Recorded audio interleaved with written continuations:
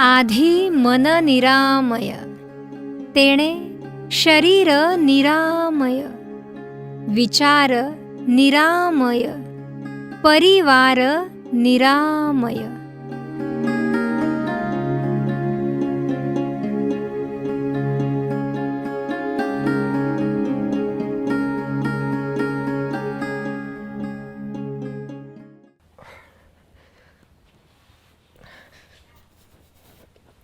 अरे तू असा का चालतोयस आणि असा का बसलास?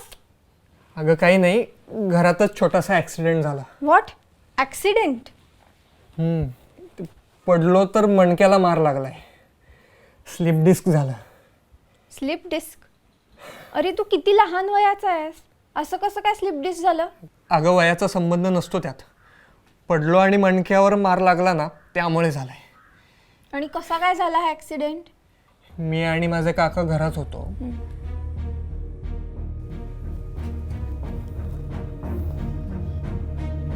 अरे अर्जुन, ती बॅग काढतो का जरा? हो थांब. सांभाळू ना.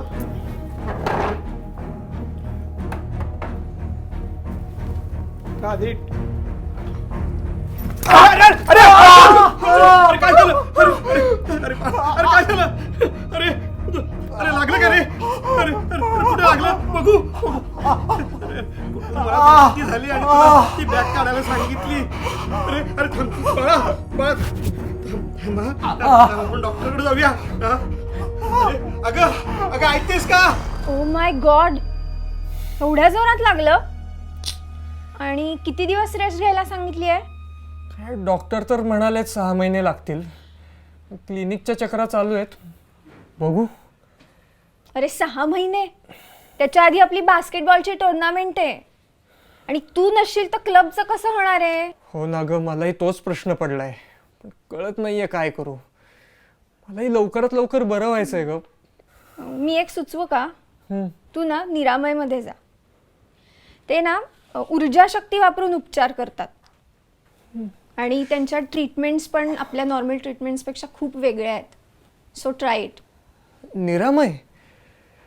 हे इंटरेस्टिंग आहे काहीतरी, गेलं पाहिजे. कुठे आहे हे?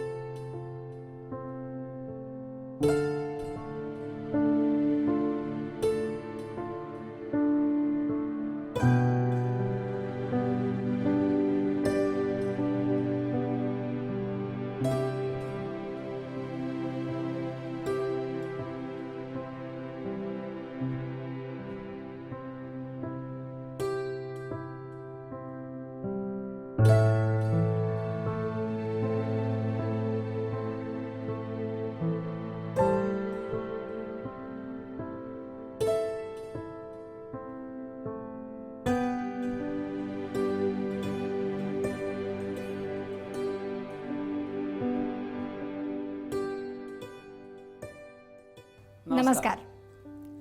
आज आपण जाणून घेणार आहोत हाडांच्या प्रॉब्लेमविषयी, मणक्याच्या प्रॉब्लेमविषयी.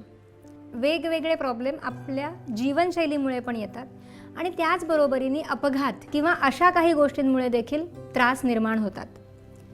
सर्व प्रकारच्या त्रासांमध्ये स्वयंपूर्ण उपचार पद्धती ही उपयुक्त ठरते. स्लिप डिस्कसारखे प्रॉब्लेम जेव्हा येतात त्यावेळेला हे उपचार कसे काम करतात हे आज आपण जाणून घेणार आहोत. स्लिप डिस्क मुळातच पाठीचा कणा, मणके हे किती महत्त्वाचे आहेत आणि त्याच्यात जेव्हा दोष निर्माण होतो त्यावेळेला संपूर्णच हा आधार, ज्या आधारावर हे शरीर अवलंबून आहे, तो आधार मोडकळीस आल्यामुळे खूप समस्यांना तोंड द्यावं लागतं. आपण बोलीभाषेत असं म्हणतो की हा अमुक गोष्टीचा कणा आहे. हो. म्हणजे काय, तर ज्या काही गोष्टीबद्दल आपण बोलत असतो त्याचा तो आधारस्तंभ आहे. तसं आपल्या आयुष्याचा, आपल्या शरीराचा आधारस्तंभ म्हणून आपल्या पाठीचा कणा काम करत असतो. जर नीट बघितलं तर डोक्याचं वजन पेलण्यासाठी हा कणा ॲक्च्युली तयार झालेला आहे. डोक्याचं वजन लहान मूल जेव्हा चालायला बसायला शिकत असतं तेव्हा ते बसायला कधी शिकतं, जोपर्यंत त्याच्या पाठीच्या मणक्यामध्ये ताकद येत नाही त्याचं डोकं झेपवायची हां तोपर्यंत ते बसायला लागत नाही, कारण ते बसूच शकत नाही. त्याच्यामुळे पाठीचा कणा काय करतो तर एक पुरातन शास्त्र असं म्हणतं की हे जे आहे विशुद्धी चक्र किंवा मानेची जी जागा आहे ते क्षितिज आहे. खाली पृथ्वी आहे आणि वरती स्वर्ग आहे आणि हे मध्ये क्षितिज आहे. तर ह्या क्षितिजाला स्वर्गाला पृथ्वीशी जोडण्यासाठी जो आधार म्हणून उभा आहे तो आहे आपल्या पाठीचा कणा. वा इतकं त्या कणाला महत्त्व आहे. खरं आता हा कणा काय करतो तर मानसिकदृष्ट्या जेव्हा तुमच्या अंगावरती तुमच्या कुटुंबाचा किंवा जास्त जबाबदारीचा भार पडतो तो भार सहन करण्याची ताकद त्या कण्यामध्ये आहे.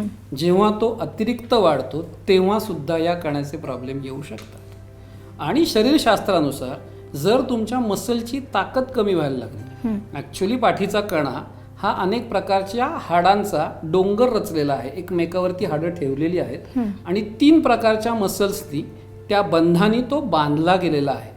आत बाहेर आणि बाहेर असे 3 प्रकारच्या मसलनी ती हाडं जुळवलेली आहेत. ती एकमेकावर घासू नयेत म्हणून त्या डिस्क्स आहेत मध्ये गादी. खुर्च्या असं म्हटलेलं आहे त्याला. जेव्हा ह्या 3ही मसल्सचा ताण कमी होतो आणि त्यावेळेला चुकून माकून काही वेडीवाकडी क्रिया आपल्याकडनं केली जाते, त्याचा वेडावाकडा ताण जेव्हा त्या मणक्यावरती त्या हाडांवरती पडतो तेव्हा मधली एखादी खुर्च्या बाहेर येऊ शकते. त्याला आपण इंग्रजी भाषेत स्लिप डिस्क असं म्हणतो.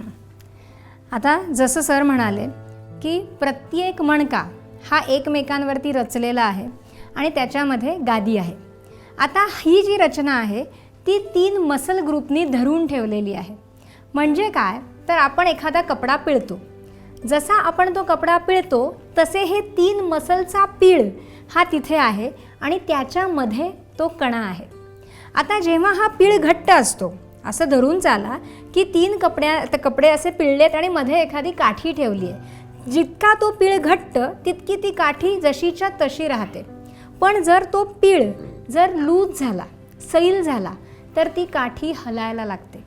म्हणजे काय तर मसल्स, स्नायू हे शरीराचं काम करत असतात. सगळं ओझं हे ते वागवत असतात. हाडं ही केवळ आधारासाठी आहेत आणि मसल्स करतात ते काम. जेव्हा स्नायू कमकुवत होतात तेव्हा तो भार हाडांवर यायला लागतो आणि मग त्याला बाक येणं, त्याच्यामधली डिस्क सरकणं अशा पद्धतीचे त्रास होतात. आता मसल्स कमकुवत होण्यासाठी अजूनही काही कारणीभूत असतात गोष्टी. त्या म्हणजे आपले रस्त्यांवरचे खड्डे. जेव्हा आपण रोज प्रवास करतो किती किलोमीटरचा, मग तो कुठल्याही वाहनातून असेल, आपल्या 2 व्हीलरवरून असेल, रिक्षातून असेल, कारमधून असेल, जेव्हा अनेक दणके, अनेक हादरे आपल्याला सतत बसतात तेव्हा देखील ही जी व्यवस्था आहे ती कमकुवत होते, ती डळमळीत होते आणि हळूहळू ती वीक व्हायला लागते, ज्याच्यामुळे हाडांवरती भार यायला लागतो. आपण त्याचं पोषण जर व्यवस्थित केलं तर शरीर हा सगळा कमकुवतपणा भरून काढू शकतं. आपण दिवसभर जी काही ऊर्जा वापरतो ती सगळी ऊर्जा रात्री झोपल्यानंतर शरीर पुन्हा निर्माण करतं. पण ती योग्य विश्रांती मिळाली तरच वापरलेली ऊर्जा ही पुन्हा निर्माण केली जाऊ शकते. पण असं धरून चाला की मी माझ्या ताकदीपेक्षा जास्त काम करते, एक्झर्शन होतं आहे माझं आणि मिळणारी झोप ही पुरेशी नाही आहे. तुम्ही बघा, उठावंसं वाटत नाही सकाळी, शरीर थकलेलं असतं पण आपल्याला उठावं लागतं. म्हणजे काय, जी काही ताकद मी वापरली आहे ती पूर्ण ताकद भरून निघालेली नाही आहे. मग जी काही कमी ताकद भरून निघालेली असते किंवा जो काही बॅकलॉग राहिलेला असतो तो तसाच राहतो. दुसऱ्या दिवशी पुन्हा आपण ताकद वापरतो, रात्री शरीर पुन्हा ती भरून काढायचा प्रयत्न करतं, पण तेव्हाही आपण त्याला योग्य विश्रांती देऊ शकत नाही. मग त्या दिवशीची अजून कमतरता वाढते. असं करत करत लहानपणी, तरुणपणी जी काही ताकद साठवलेली असते, मिळवलेली असते, ती आपण वापरायला सुरुवात करतो. मसल्स जे आजपर्यंत पोचलेले असतात ते आपण वापरायला लागल्यामुळे आणि त्याची ताकद पुन्हा न मिळवल्यामुळे ते थकायला लागतात. एक दिवस असा येतो की गाडी रिझर्वला येते. म्हणजे काय शरीर धोक्याची घंटा देतं की आता माझ्याच्यानी होत नाही आहे. हे समजून जर आपण विश्रांती घेतली, जर आपण विचारांमध्ये बदल केले, शरीराचं ऐकलं, तरीही आपण रिकवर होऊ शकतो, आपण बरे होऊ शकतो. परंतु आपण ते करत नाही. आपण शरीराला तसंच खेचतो, तसंच त्याला पुढे नेतो आणि अजून त्याची झीज करतो. मग जे काही होतं त्याला आपण असाध्य म्हणतो. मॉडर्न सायन्स त्याला असाध्य आजार म्हणते की हे आजार भरून येणार नाहीत, हे बरे होणार नाहीत. पण हे समजून घ्या की शरीराला अशक्य काहीच नाही. एका पेशीतून, गर्भामध्ये एका पेशीतून निर्माण झालेला हा देह, निसर्गाला माहिती आहे कसं करायचं. एका पेशीतून तर हे सगळं निर्माण झालं. ही हाडं, हे स्नायू, हे सगळे ऑर्गन्स हे एका पेशीतून निर्माण झाले आहेत. आता जर त्याला योग्य मदत मिळाली तर ते पुन्हा एकदा स्वतःला पुनरुज्जीवित करू शकतं, निरोगी करू शकतं. अडसर एवढाच असतो की त्याची ताकद कमी झालेली असते, त्याच्याकडे ताकद नसते आणि म्हणून ते स्वतःला बरं करू शकत नसतं. स्वयंपूर्ण उपचार म्हणजेच दिली जाणारी ताकद, जी ताकद शरीराकडे कमी पडतीये, जे तत्व त्याच्याकडे कमी पडतंय आणि म्हणून शरीर स्वतःला बरं करू शकत नाहीये, तीच ताकद जी आपल्या आजूबाजूला आहे पण शरीर घेऊ शकत नाहीये, तीच ह्या सप्तचक्रांच्या माध्यमातून त्याच्या मुळाशी नेऊन देण्याचा प्रयत्न म्हणजे स्वयंपूर्ण उपचार. जशी ती ताकद मिळायला लागते, शरीर स्वतःला बरं करायला सुरुवात करतं. आजवर कितीतरी ऑपरेशन्स पेशंटची टळलेली आहेत कारण त्यांनी स्वयंपूर्ण उपचार नित्य नियमाने घेतलेले आहेत, सांगितलेले बदल स्वतःच्या आचरणामध्ये केलेले आहेत. जर आपण हे करू शकलो तर आपण कायम निरोगी राहू शकतो. शरीराचं जर ऐकलं तर आपण कधीच आजारी पडणार नाही. नमस्कार, माझं नाव गीता वासुदेव नलावडे. मी निवृत्त मुख्याध्यापिका आहे. गेल्या 3 वर्षापूर्वी माझा गुडघा प्रचंड दुखायला लागला, उजवा गुडघा, आणि अगदी 5 मिनटंसुद्धा मी चालू शकत नव्हते, इतका गुडघा दुखायला लागला. आणि मग ट्रीटमेंट सुरू झाली. सुरुवातीला ॲलोपॅथीची ट्रीटमेंट, मग सगळे एक्सरे काढणं, त्याच्यावरती औषधं. अगदी 6 महिने झाले पण किंचितही फरक पडला नाही. औषधं चालू होती, त्यानंतर होमिओपॅथीची औषधं घेतली, काही फरक नाही. मग कोणी सांगितलं आयुर्वेदिकने अगदी 100% फरक पडतो. मग चला तिथे जाऊया. तिथे गेलो, सगळे उपचार सुरू झाले. अगदी तास तिथे जायचा, सगळ्या बस्ती, जानू बस्ती, की गुडघ्यात तेल वगैरे भरून अगदी अर्धा तासभर तिथे जायचा. वेळ इतका गेला, सगळ्या त्यांनी सांगितलेले सगळे प्रकार केले, पण फरक अगदी 5%सुद्धा फरक पडला नाही. हैराण झाले होते. कुठे जायचं म्हटलं की गुडघा डोळ्यासमोर यायचा आणि लगेच नको बाई, आत्ता नको कुठे जाणं. गुडघ्याने आपल्याला त्रास व्हायचा आणि दुसऱ्यालाही त्रास व्हायचा, म्हणून सगळीकडे जाणं टाळायला सुरुवात केली. आणि तितक्यातच माझी बडोद्याला बहीण असते, अंजिशा सोमण, तिचा मला फोन आला, अगं गीता तुझा गुडघा दुखतोय ना, मग तू टी व्हीवर डॉक्टरांचं निरामय उपचार पद्धतीचं एकदा बघ ना आणि तिथे जा असं मला वाटतंय, कारण तू पुण्यातच आहेस सध्या. मी म्हटलं बरं. लगेच फोन घेतला, फोन केला आणि लगेच दुसऱ्या दिवशीची अपॉइंटमेंट घेतली. ट्रीटमेंट सुरू झाली. पण माझा एक स्वभाव आहे पहिल्यापासून की प्रत्येक गोष्टीवर 100% श्रद्धा ठेवणं. उपचार सुरू झाले, महिना झाला, फारसा फरक नाही जाणवला, पण मी सोडला नाही. 2 महिन्यानंतर हळूहळू फरक पडायला सुरुवात झाली आणि 6 महिन्यात इतका फरक पडला की मी सकाळ संध्याकाळ रोज अर्धा तास फिरायला जायला लागले. आल्यावर पायाने काही मला कुरकुर केलेली जाणवली नाही आणि मग माझा आत्मविश्वास आणखीन वाढला. पुढे सातत्याने मात्र एकही दिवस ट्रीटमेंट घ्यायची नाही असं केलं नाही. आत्ता जवळजवळ वर्षभर पूर्ण होत आलंय, पण माझा सगळा आजार, जवळजवळ 90% आजार माझा पळून गेलाय. आणि तुम्हाला खोटं वाटेल, ह्या वर्षभरात मी 4 ट्रिपा केल्या. अगदी या 63व्या वयात सुद्धा मी सगळीकडे धावले, पळाले, मजा केली. पण याचं सगळं श्रेय ह्या निरामय उपचार पद्धतीला जातं. याचं कारण स्पर्शाशिवाय, औषधाशिवाय तुम्हाला बरं करण्याची ताकद याच्यात आहे. याचं मूर्तिमंत उदाहरण म्हणजे गीता नलावडे. समूळ नायनाट आजाराचा करणं, मुळापासून आजार नाहीसा करणं ही निरामयची उपचार पद्धती आहे. फार आपल्याला वेळ द्यावा लागत नाही, सतत डॉक्टरांकडे हेलपाटे घालावे लागत नाही. माझी सगळ्यांना हात जोडून नम्र विनंती आहे, कोणताही शारीरिक आजार असू दे, मानसिक आजार असू दे, तुम्ही निरामयमध्ये आलात की तुम्ही पूर्ण बरे होणार याची खात्री मात्र मनात ठेवा आणि उपचारामध्ये सातत्य ठेवा. तुम्हाला नक्कीच बरं वाटेल. कारण मी आज मजा करते, सगळीकडे फिरते, उड्या मारते लहान मुलांसारख्या. कारण मी लहान मुलांमध्ये शिकवत होते. प्राथमिकची शिक्षिका असल्यामुळे माझं वय 6 ते 10च्या वर कधीच गेलं नाही. आणि ते मध्ये 3 वर्ष बंद पडलं होतं. ते बालपण मला परत निरामयीने मिळवून दिले. म्हणून मी निरामयची फार फार ऋणी आहे आणि सगळ्यांना हेच सांगेन की ही उपचार पद्धती तुम्ही अवलंबा.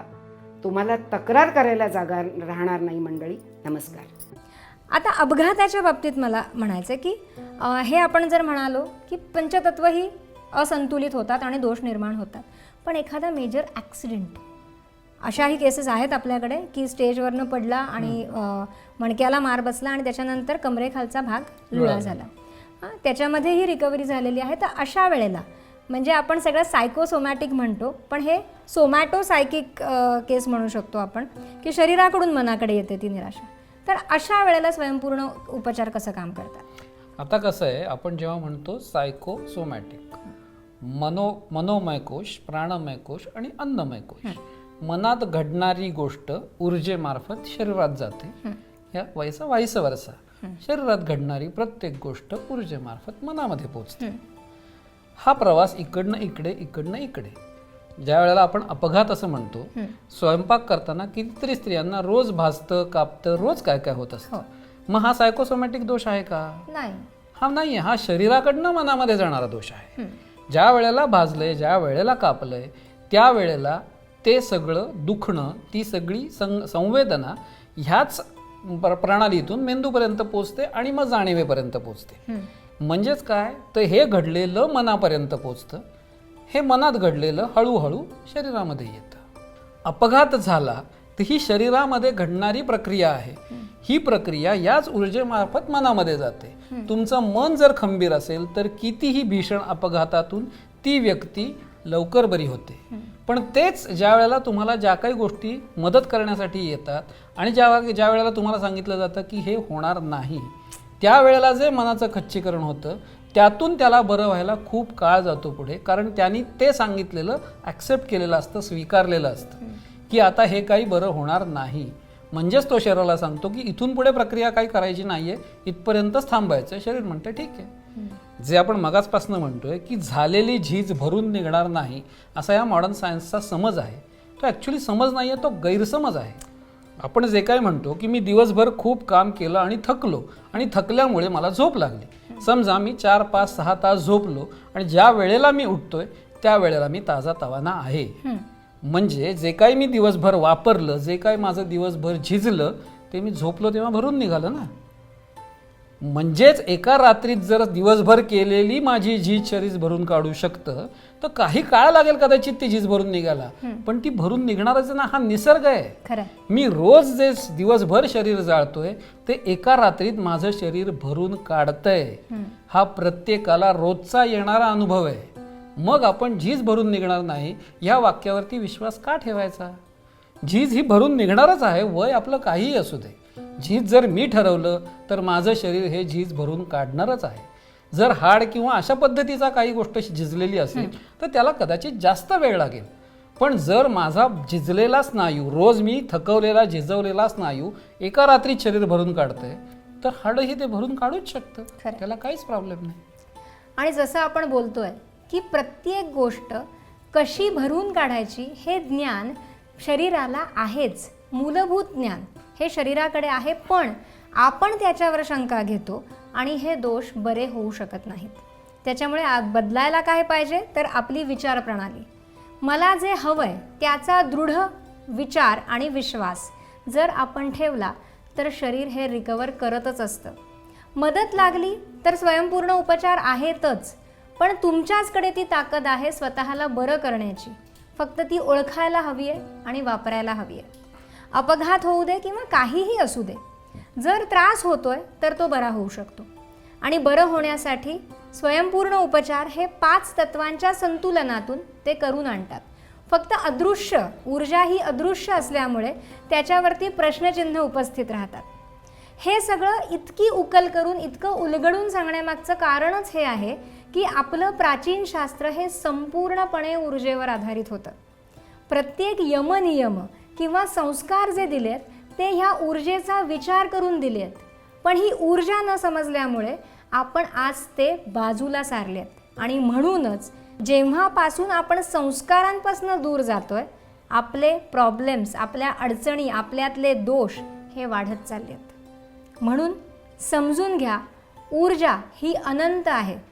ऊर्जा निर्माण होत नाही आणि नष्टही होत नाही, पण हे शरीर हे त्या ऊर्जेचंच स्वरूप आहे आणि त्याच्यातलं ऊर्जेचं संतुलन आपल्याला संपूर्ण निरोगी ठेवू शकतं.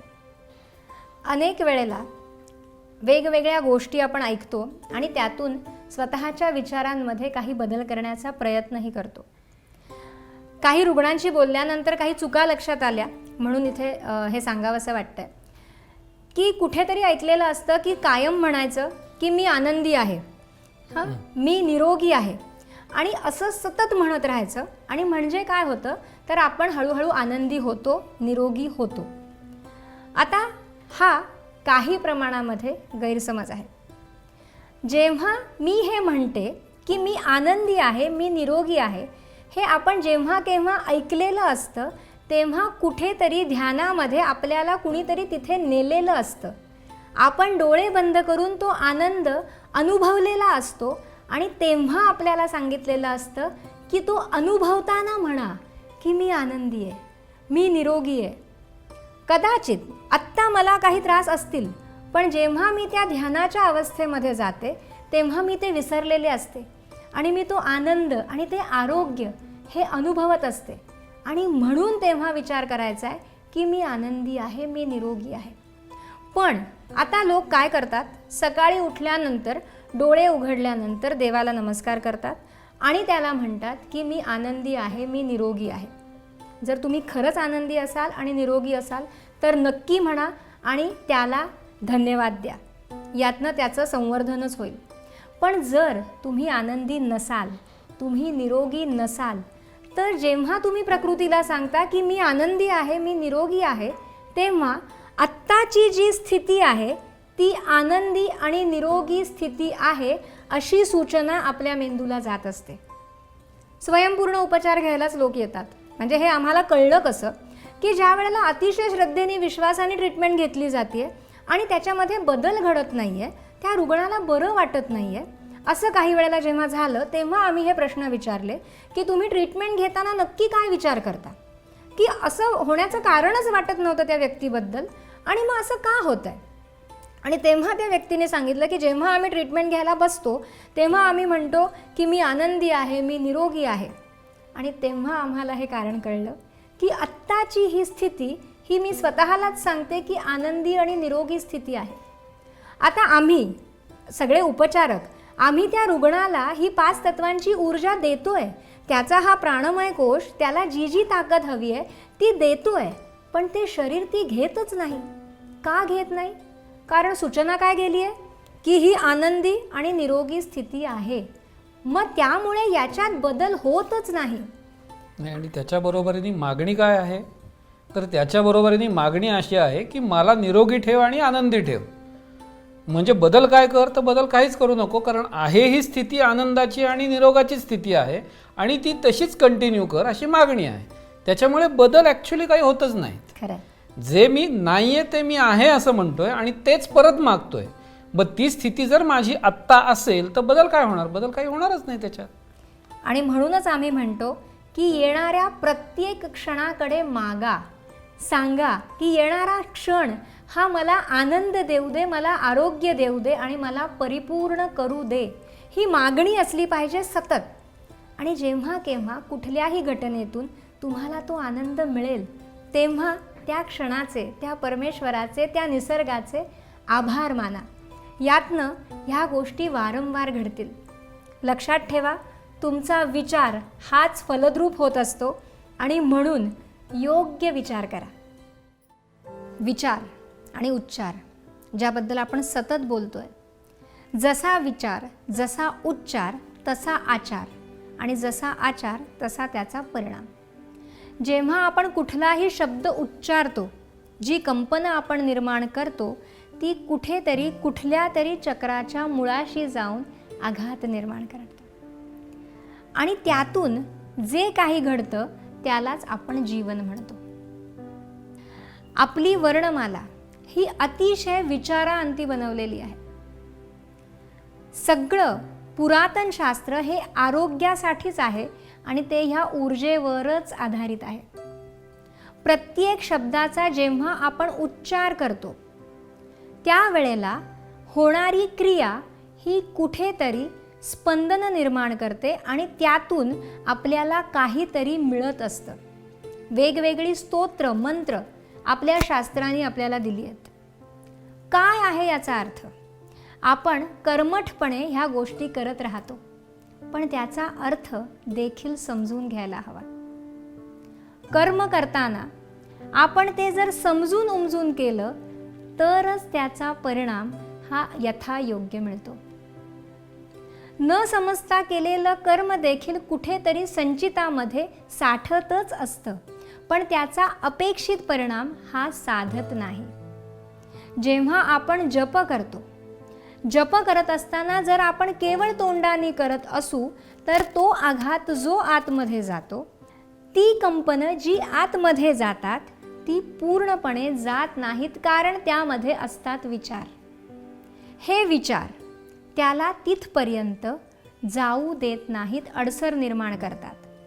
म्हणून जेव्हा मी साधना करते तेव्हा माझ्या चित्तवृत्ती ह्या शांत हव्यात.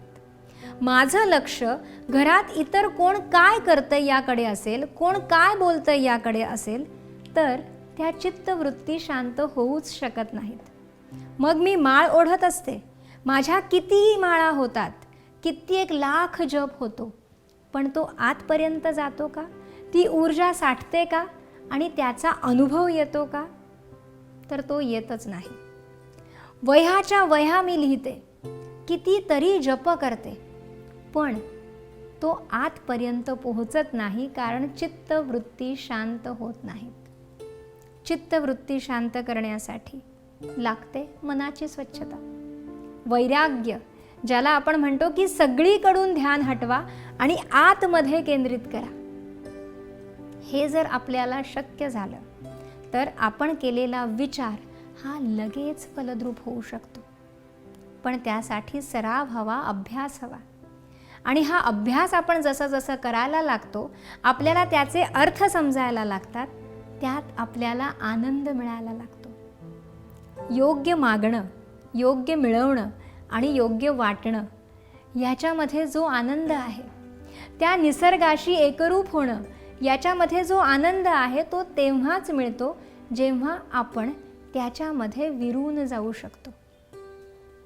त्यासाठी स्वयंपूर्ण उपचार तर काम करतातच, पण तुम्ही तुमच्या मनाला जर ताब्यात ठेवू शकलात, जर त्यामध्ये चुकीची साठवणूक केलीच नाहीत तर आपण इथे पोहोचू शकतो. आणि त्यासाठी ध्यान तुम्हाला आत नेतं, ध्यान तुम्हाला स्वच्छ करतं. ध्यानामध्ये तुम्ही सगळं साठवलेलं चुकीचं संचित सोडून देऊ शकता, ते लवकर मुक्त होतं. त्यासाठी करायचंय ध्यान.